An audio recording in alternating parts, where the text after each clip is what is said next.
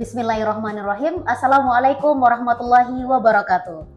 Hai sahabat Bawaslu, berjumpa lagi dengan saya Yeska Adila di podcast Bawaslu Kabupaten 50 Kota. Opsi obrolan pemilu dan demokrasi.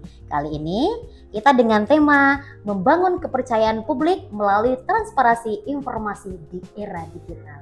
Nah, sahabat Bawaslu, kita sudah hadirkan narasumber yang sangat luar biasa sekali pada kesempatan ini, yaitu Ibu Tanti Endang Lestari SIP dari Komisi Informasi Sumatera Barat. Langsung saja kita sapa. Assalamualaikum Ibu. Waalaikumsalam Ica. Salam kenal ya Bu. Bagaimana kabarnya Bu? Alhamdulillah, kabar Sehat, baik. Alhamdulillah sehat. Bagaimana tadi Bu perjalanannya ke 50 kota? 50 kota Iya. yang luar biasa. Luar biasa.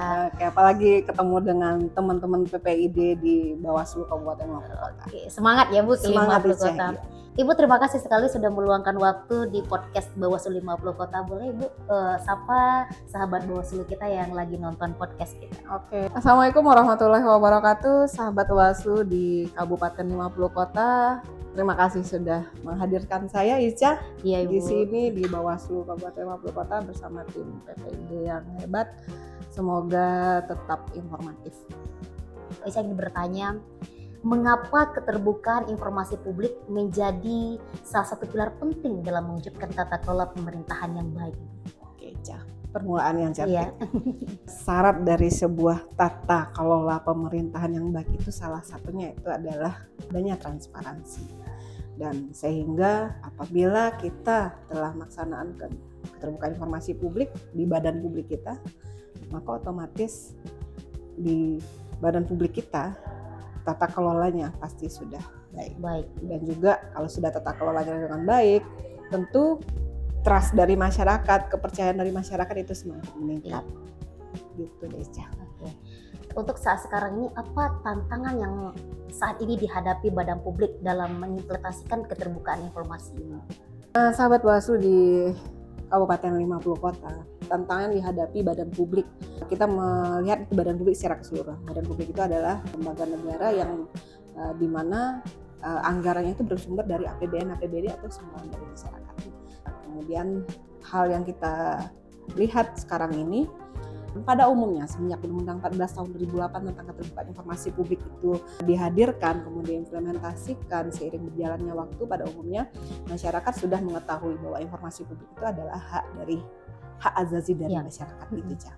Kemudian secara tersinkronisasi, badan publik juga mempunyai kewajiban untuk menjalankan sebagai badan publik terkait dengan pengelolaan informasi publik, terkait dengan pelayanan informasi publik.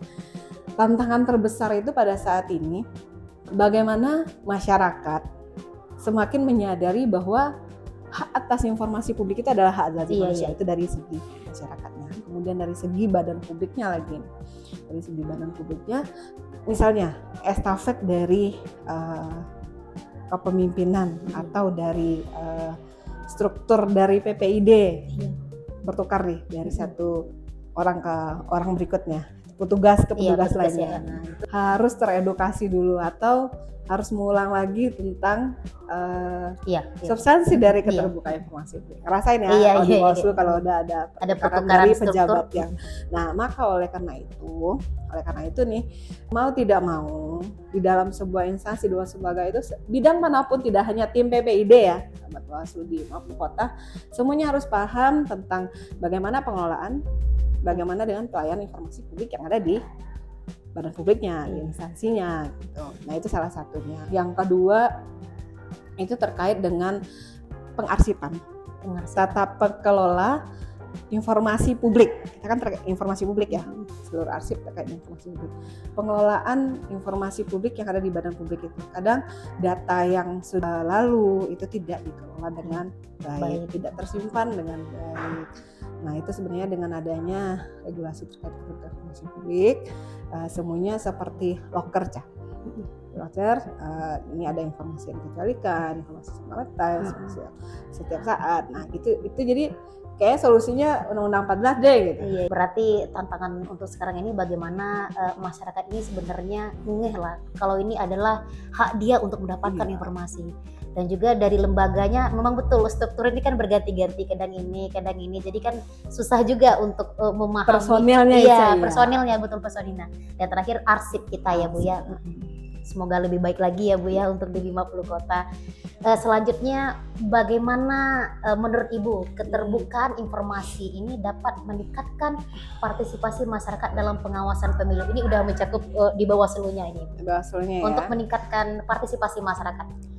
Jadi kalau dalam tahapan pemilu, informasi yang ada di bawah badan penyelenggara pemilu itu kan informasi yang paling dikejar-kejar, diuber-uber. Kalau namanya apa istilahnya, informasi yang cukup seksi lah untuk dicari tahu.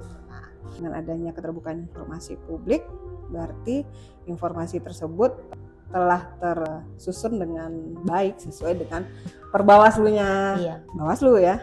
Partisipasi dengan keterbukaan informasi publik. Nah, kalau udah informasinya terbuka, siapa lagi yang ngepoin gitu? Siapa lagi yang cari tahu?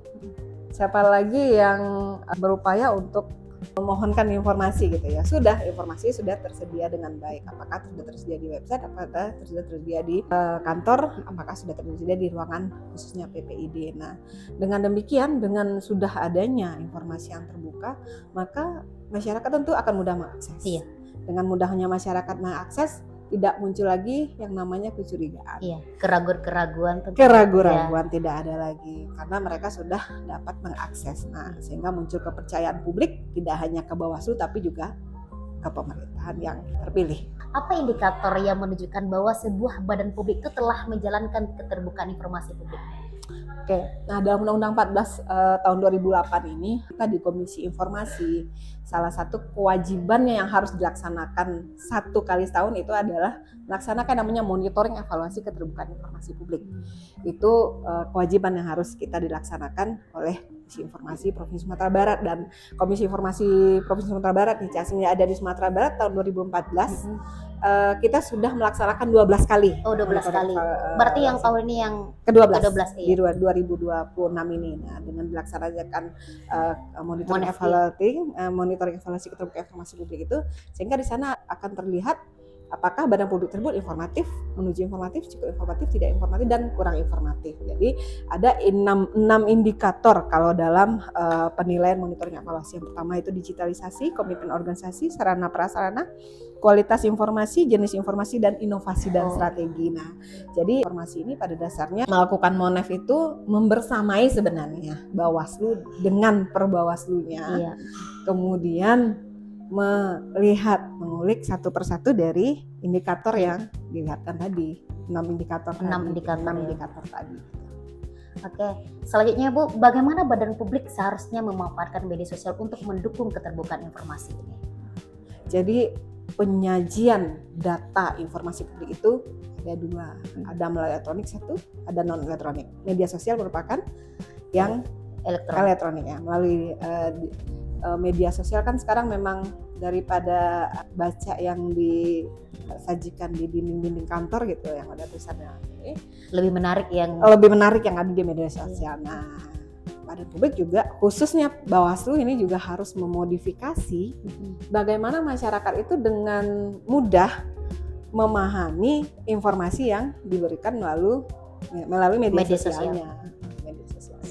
Dikelola lah dengan baik, mudah, dan gampang untuk dipahami.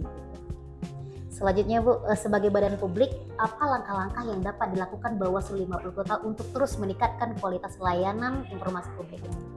Kalau secara hasil dari monitoring evaluasi keterbukaan informasi publik, saya lihat nih Bawaslu Kabupaten 50 Kota ya, mulai dari cukup menuju sekarang udah informatif. Yang penting itu konsisten, tetap informatif. Ini kan berarti soliditas dari tim PPID-nya. Kemudian juga itikat baik dari pimpinan, paling penting. Kemudian tidak lupa juga masyarakat di Kabupaten 50 Kota kepoin dong ini PPID-nya. Bawaslu 50 Kota sudah bagus loh. Saya tadi itu jalan-jalan ke pojok Bawaslu. Pojok Bawaslu ya. Bagaimana Bu tanggapannya pojok Bawaslu? Ternyata di Di kan perpustakaan. perpustakaan Kabupaten Iya. 50 kota itu, sahabat Bawaslu 50 kota sudah ada namanya pojok Bawaslu. Pojok Bawaslu.